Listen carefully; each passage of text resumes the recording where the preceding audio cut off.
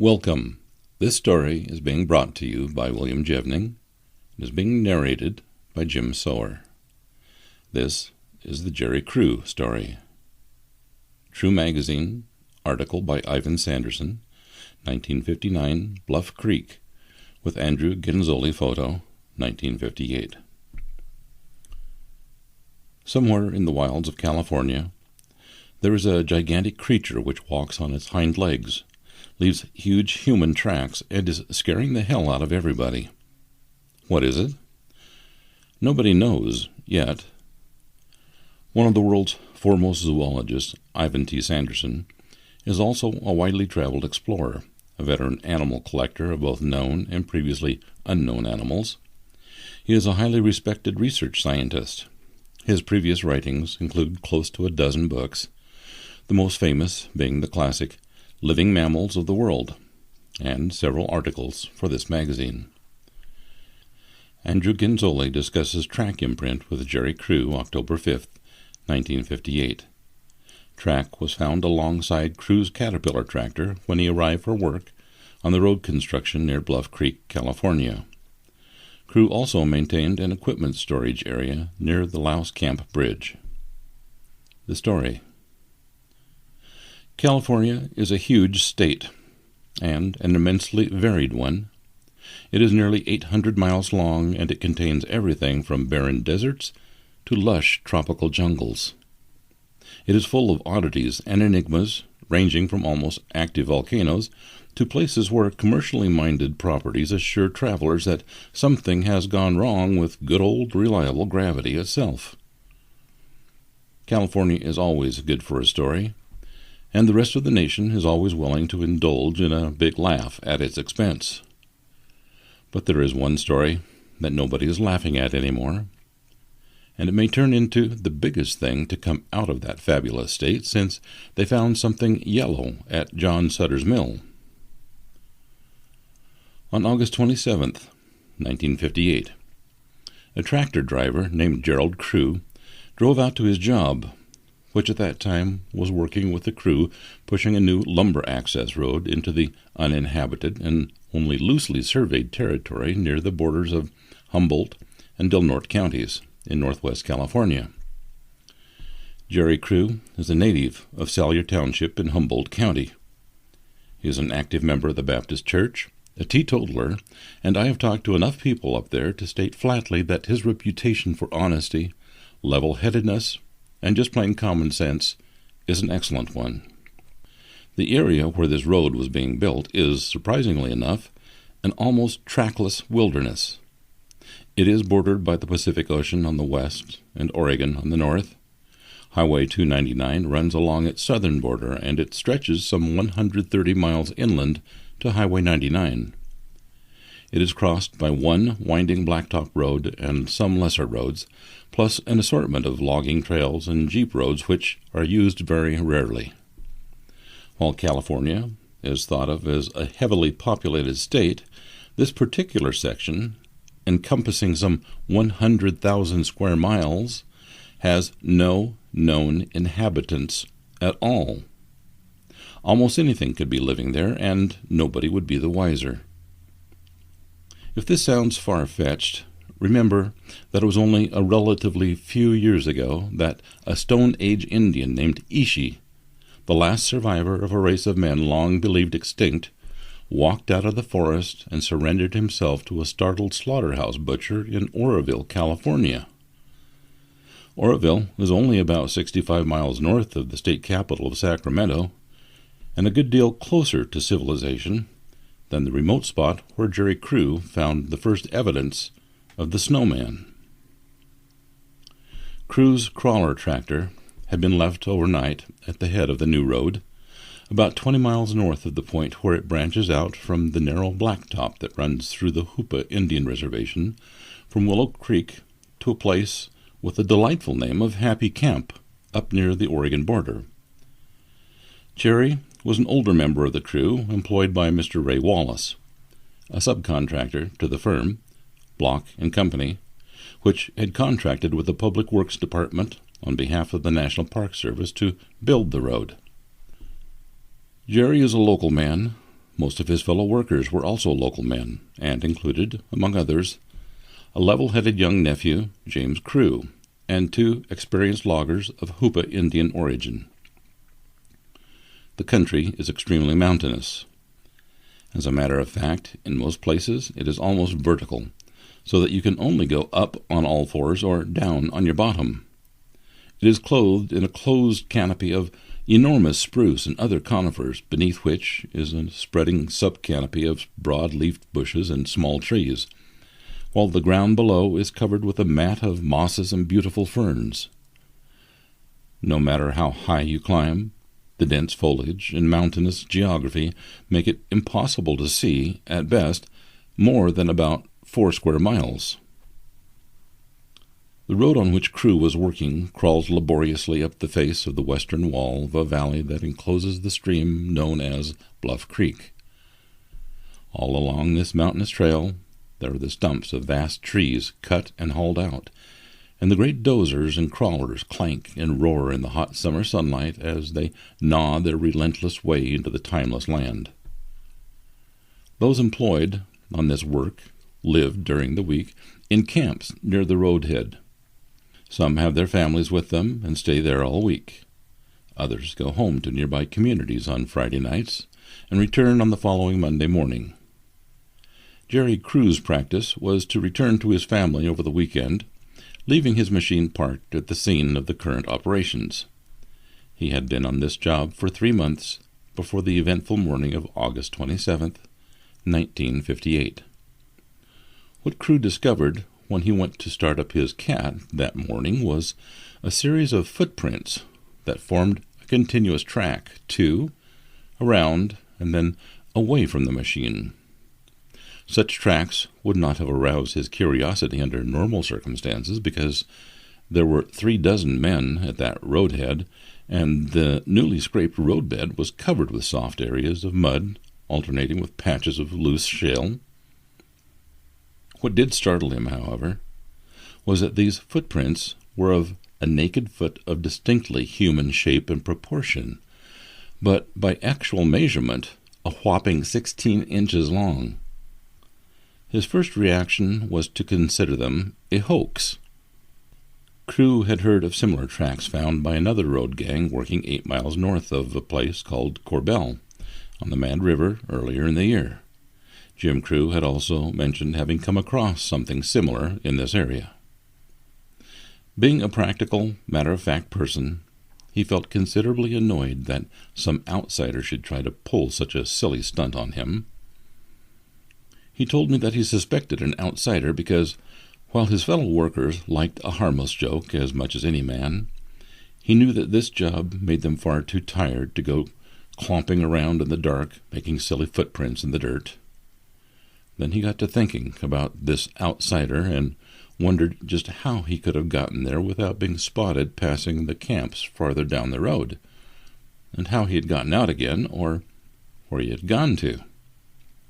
Jerry followed the tracks, and that is where he got his second shock. Tracing them backwards, he found that the tracks came almost straight down an incline of about 75 degrees into the road ahead of the parked cat, then proceeded down the road to one side, circled the machine, and finally went on down toward the camp.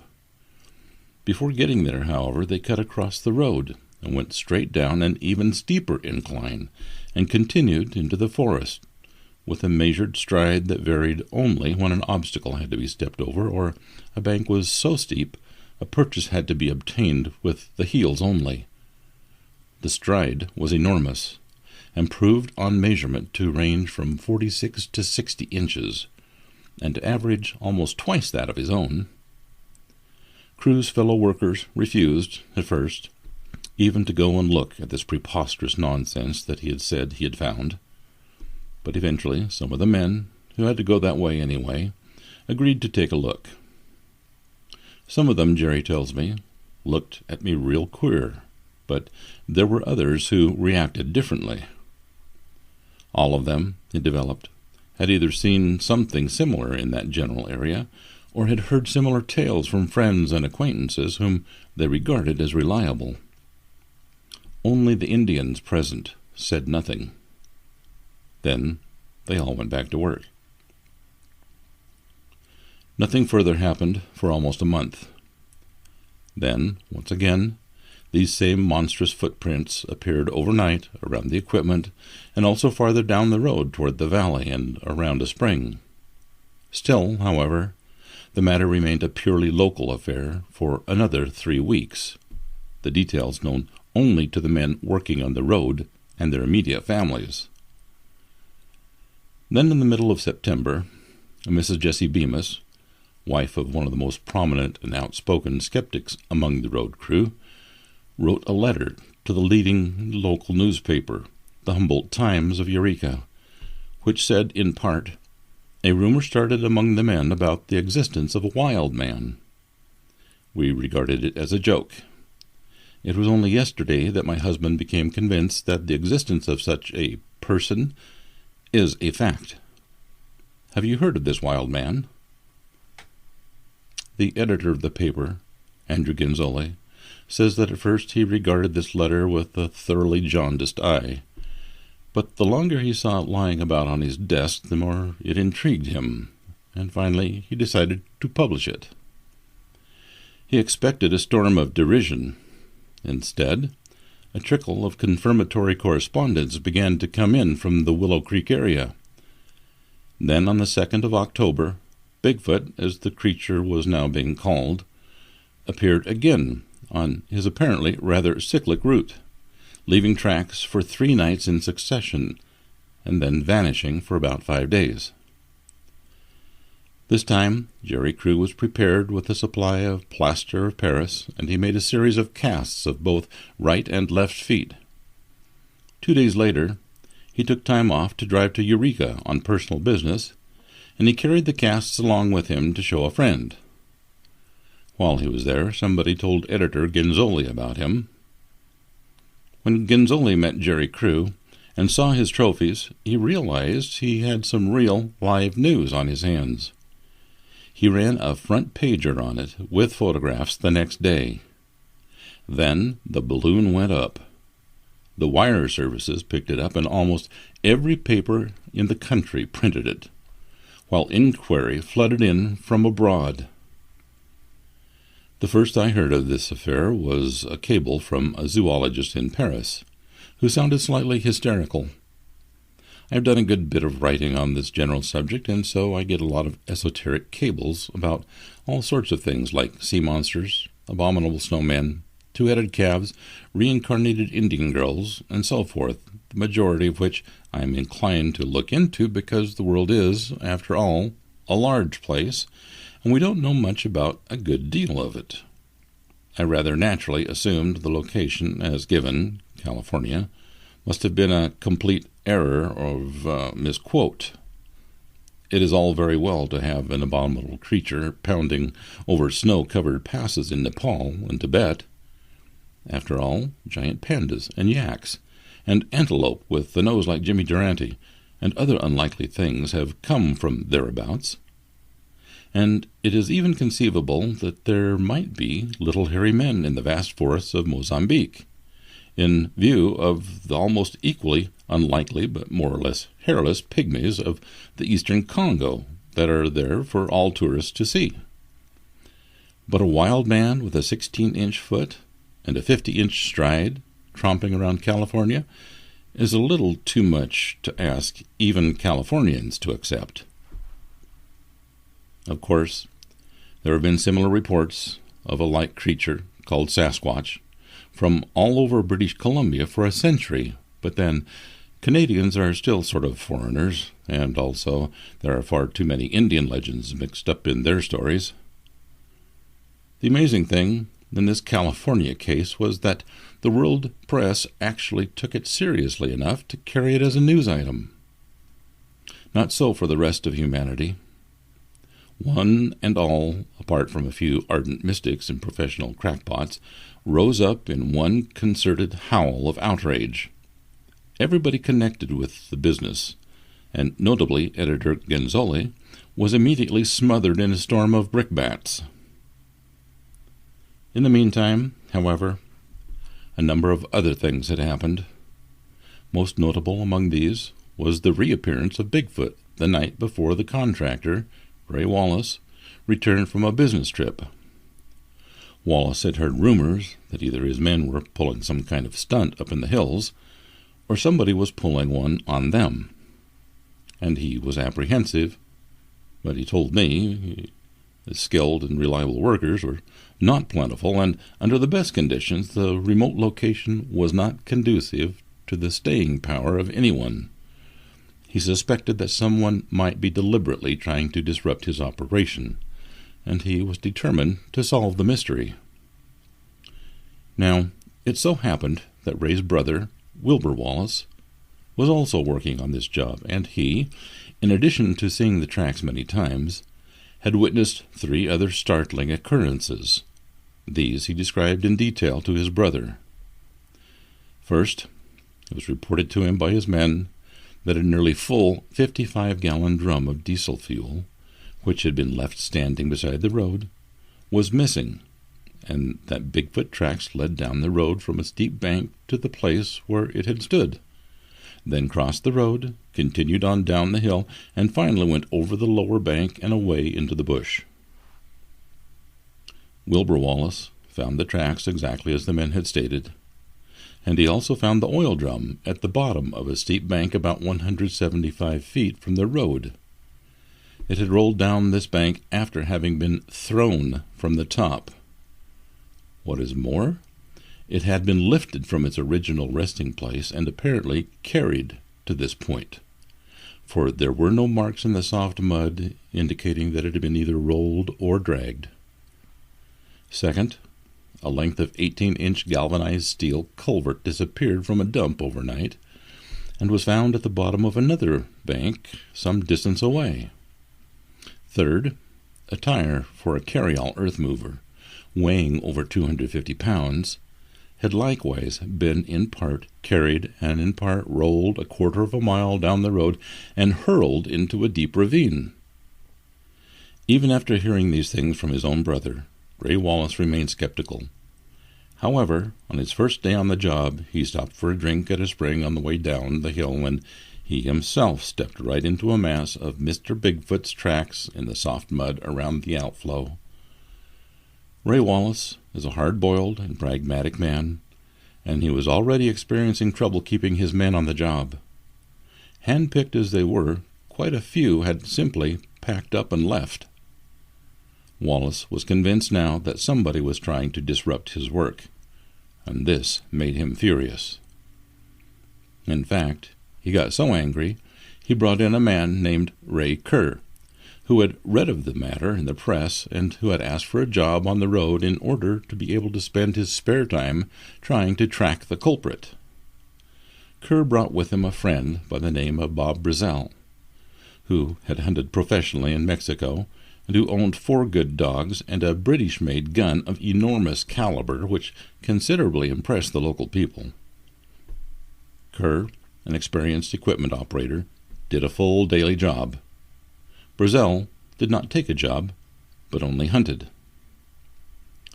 Tracks were soon picked up and followed by them. Then one night in late October, they saw it. They were driving down the new road after dark and came upon what seemed to be a gigantic humanoid or human-shaped creature covered all over with 6-inch brown fur squatting by the road.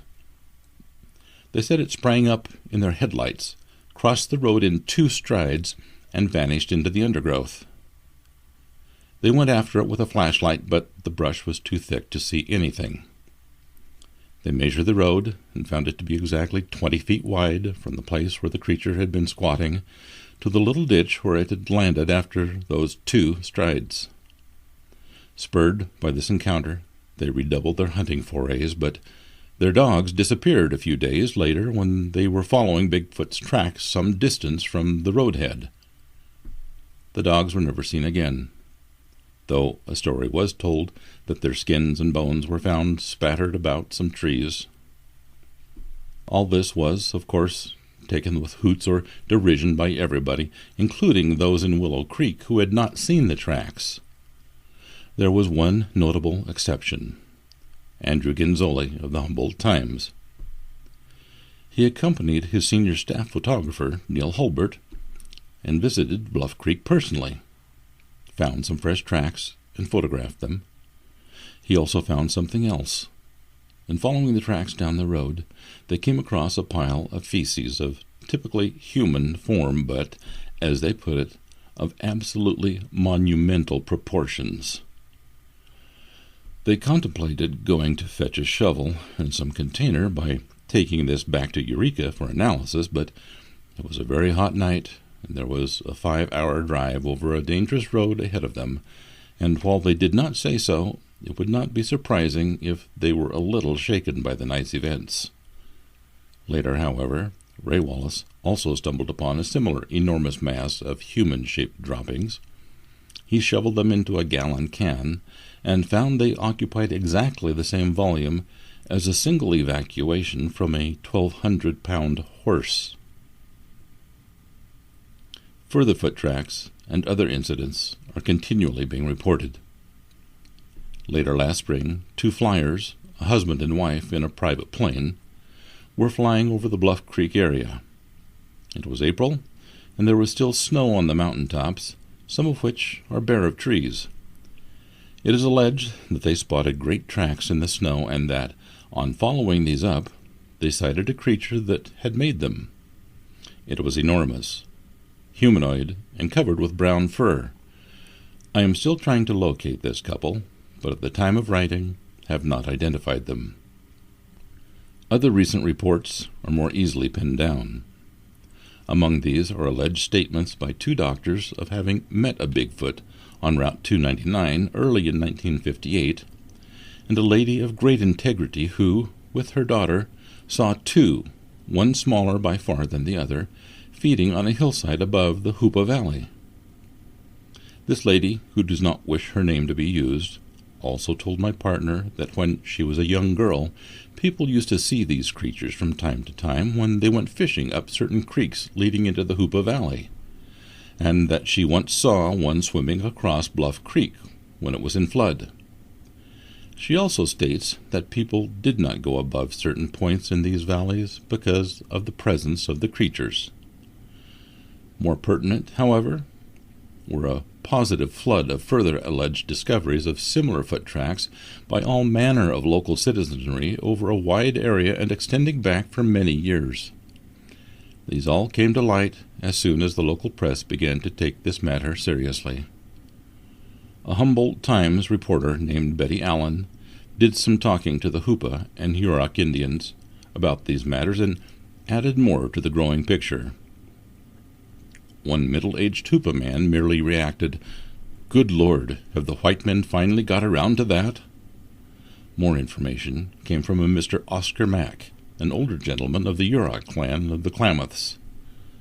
The Bigfoot, he told Mrs. Allen, and one of my partners, were run out of this country by the miners in the 1948-49 gold rush. Before that, there were quite a number of them. It is further reported, and this is by an engineer now residing in Eureka, that in the late 1890s on the Chetco River, in what is now extreme southwestern Oregon, a pair of Bigfoot once infested a mining camp, stole and wrecked equipment. 3 men were later found mutilated and virtually pulverized near the camp, but in open ground where they could not have fallen or been fallen upon by anything other than an animal. There is a strange writer to this story, namely that the local Indians said that active volcanoes had broken out in the area to which the Bigfoot fled in the not-too-distant past, and that all the game had been killed, but that the Big Feet had survived. Similar stories are numerous. I have transcripts of 24, many from old newspapers. The most recent development came to my attention as I was writing this story. On August 16th, 1959, 2 men, John W. Green of British Columbia and Bob Titmus of Berkeley, California, found more Bigfoot tracks 23 miles up the new road. They also found a great number of long, dark hairs, ranging from 1 to 10 inches in length, stuck on the trunks of fir trees at a height up to 6 feet 4 inches above the ground, plus many piles of droppings which contain small bones, fur, and the residue of various vegetation. So, what are we to make of all this? Obviously, there is something very strange going on around Bluff Creek in Humboldt County. There seems to have been something very similar going on, for a century at least, in this general area. Crazy as it may seem, the whole thing cannot simply be dismissed as a lie, and nobody has yet been able to think up any way in which such a thing could have been perpetrated as a hoax or publicity stunt, or how, or why. Not even a machine, and certainly nobody on stilts, could have navigated the inclines the wearer of these feet negotiated. Besides, it altered its stride, dug its toes 6 inches deep into steep banks going up, and thumped its round heel equally far into them going down. Something left enormous piles of dung, quite unlike those of any bear thereabouts, and something seems to have toted 50-gallon steel drums full of liquid, iron culverts, and truck tires for considerable distances. Something in that area makes a high-pitched whistling. I have had this noise imitated for me by 3 different people who have heard it in the forest, and it is always the same, but I cannot describe it. Forgetting the past, and all those who said they have seen the perpetrators, let us examine the possible explanations for these foot tracks. They were seen and existed. Of that there cannot be the slightest shadow of doubt. The first-hand witnesses are too many, too varied in background, and too honest for anybody, short of a complete idiot, to any longer suggest questioning their statements. There are many very good reasons for stating that the tracks could not be made by a normal man, nor by a machine. Therefore, there are only 3 alternatives. They must have been made either by an abnormal man, an animal, or a creature somewhere between the two. For the abnormal man theory there is something to be said, though I would like to stress that a story published in the local press to the effect that a 7-foot youngster ran away from the CCC camp, that sailor. Therefore, there are only 3 alternatives. They must have been made either by an abnormal man, an animal, or a creature somewhere in between the two. For the abnormal man theory there is something to be said, though I would like to stress that a story published in the local press to the effect that a 7-foot youngster ran away from the CCC camp at Salyer in 1933 is not true. I have interviewed the now-retired head of that camp, who states that there never was such a boy, but that a tall lad was lost for 4 days in the forest, but was finally found. There is, however, a factually confirmed story from Idaho, dated 1868, of a 6-foot 8-inch Indian Negro white man with a chest measurement of 59 inches, named Star Wilkerson, who was shot for a number of murders by one John Wheeler acting on behalf of the community.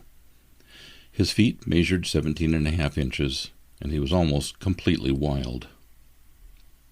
The casts by Jerry Crew of the Bluff Creek Bigfoot measured 16 inches and are completely human, except that the toes are relatively small, are somewhat rounder, and are arranged more squarely to the long axis of the feet than in an average human being. Thus, it is possible that there could have been some runaway human individual of large but not excessive stature, and of considerable bulk and weight, for engineers affirm that the prints he left indicate a weight of at least 750 pounds, residing in the large uninhabited area of northwest California. But there is nothing in the records to indicate who such a person might be, or where he came from, and the records have been most carefully searched. And there is nothing everybody, the press, the public at large, the few scientists who have deigned to read the accounts, and especially the local inhabitants, would like more than to find out there is such a runaway human being. The suggestion that these tracks are made by an animal need hardly be discussed. The only animal that might be suspected